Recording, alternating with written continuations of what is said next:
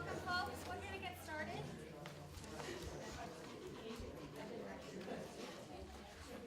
Fellas in the back. We're going to get started. For roll call, we know that Heath and Niles are going to be arriving late. Scott Cuddy should be here. So we expect to have full attendance. Dakota, I'm assuming he's enjoying the summer. Yes. Lucky him.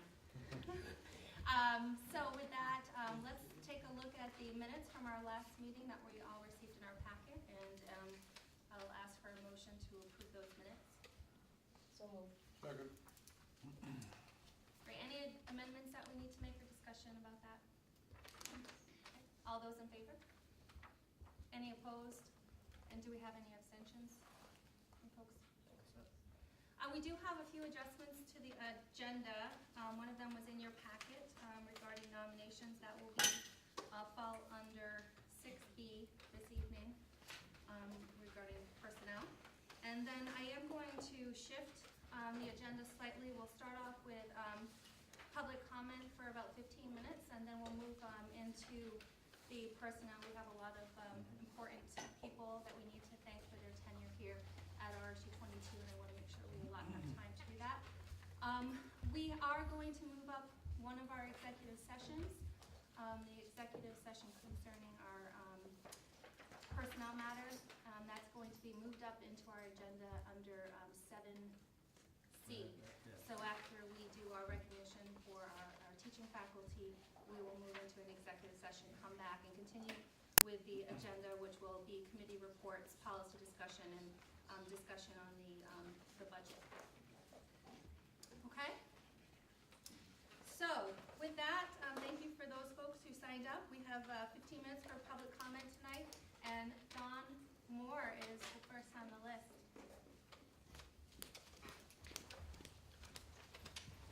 So hi, I'm Dawn Moore. I'm the principal at the Lear H. Smith School. And we just received a generous gift that I would like to give thanks for. As you know, Mr. Genest has retired, and oftentimes when people retire, people give money towards a gift for retirement.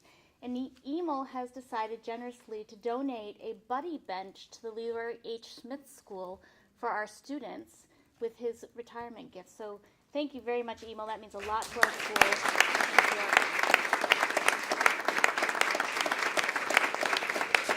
And just to quickly share what a buddy bench is so it's an actual bench that's going to be out on the playground, and when children have no one to play with or feel like they have no one to play with, they can go sit on the bench, and that's how other children know to come join them and ask them to play with them.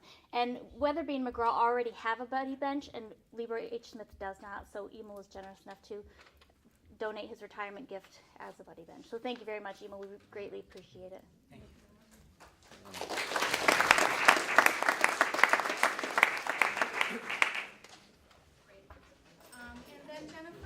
Jennifer, I'm going to mispronounce your last name, so when you come up, introduce yourself. Sure. Everybody does, so it's fine. I was going to get French. Okay, good evening. For those of you who don't know me, my name is Jennifer Guerre. It rhymes with square. And I just finished my 5th year teaching English at Hampden Academy. I'm also a resident of Hampden, and so I was present at the district budget meeting on June 8th. Based on that meeting, I imagine that you have already heard and will continue to hear a great deal about the need for property tax relief.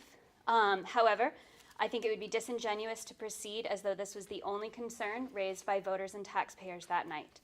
The first concern raised by citizens was the cut in teaching positions, most especially the loss of 2 positions at Hampden Academy, a half-time modern languages position, a half-time art position, and a full-time English position. You've already heard from several English teachers over the past several months regarding this cut, and I'm here to add my voice to theirs.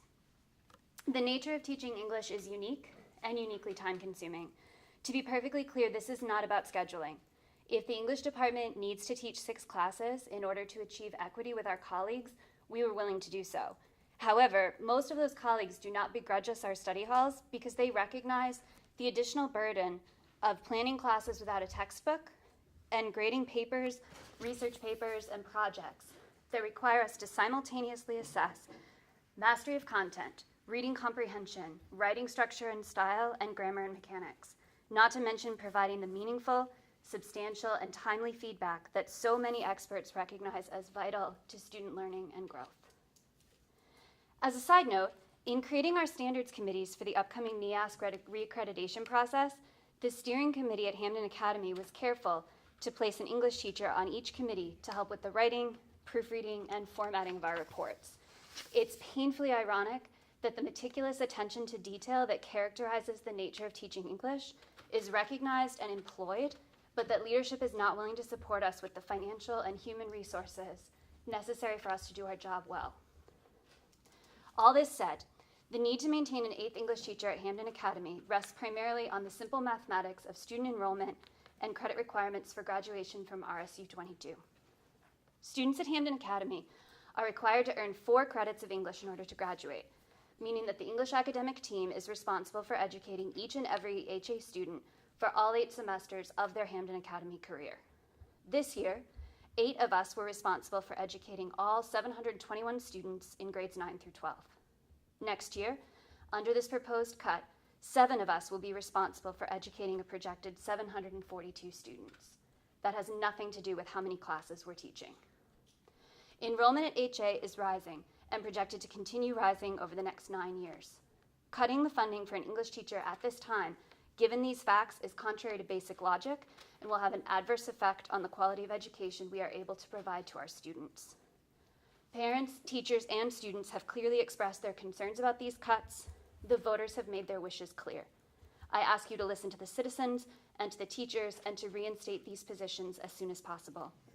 Thank you for your service to our schools and to our students.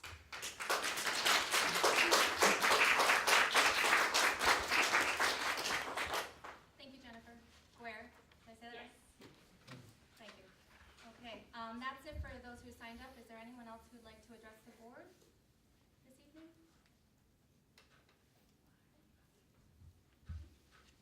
Please introduce yourself. My name is Sharon Silver, and I am the English teacher that is not being replaced for this coming year. And I would just like to add my voice to that of my colleague, Jennifer Guerre. I just want to say very strongly that my job is full-time, and my time in the classroom is really just the tip of the iceberg.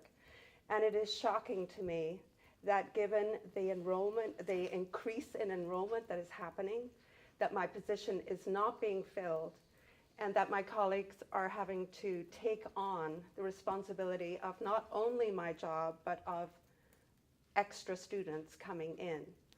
So I would like to urge the Board of Directors to seriously reconsider the hiring of another English teacher. The reason that we teach all the students across all the grade levels is because English is a vital core subject that affects every other subject on the curriculum. It is so important for our students that they learn those basic skills and that they get the feedback and the quality of the education and the instruction in English. So I just, again, would sincerely like to add my voice, and even though I'm departing and retiring, urge you all to reconsider instating another English position to replace me. Thank you.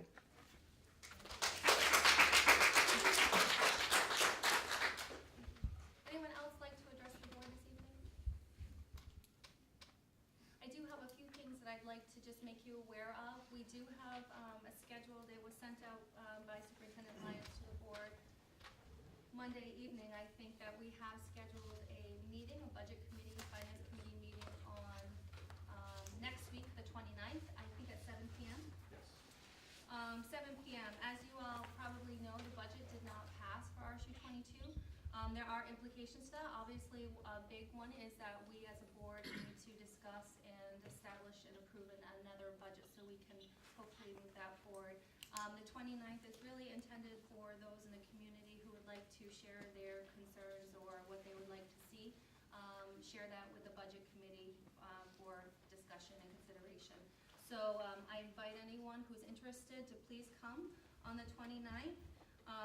And we do have on the agenda later this evening some more information around the budget in terms of what the process is going to look like based on what statute is and what the implications are fiscally for RSU 22 because the board didn't the budget didn't pass. So that's important information. Fortunately, we have to put an executive session in the middle of there, but we encourage you to stick around if you'd like to hear how that's going to move forward. I'd also like to take just a moment and recognize that this is John Cockshell's last meeting with the board. He is retiring after 2 terms, correct, John? Yep. And I want to, on behalf of the board and certainly on behalf of the public, I'm sure, thank you for your time and dedication to the board. It's not an easy job, and unfortunately, I thought it was coming in. So it's been an eye-opener. So I really commend you for all of your service and certainly your persistence and determination as it relates to math. And it's nice to have you departing as that's moving forward in the direction that you wanted to see many years ago. So I don't know if you have a few words that you want to say, or now's your time, but be careful. We're being recorded. Well, I've really enjoyed my 2 terms on the school board. But I do think we have a group of dedicated and skilled people on the board. I'm not worried about the direction of the board. I'm sure you guys can handle it. Well, thank you. And I'm sure we're going to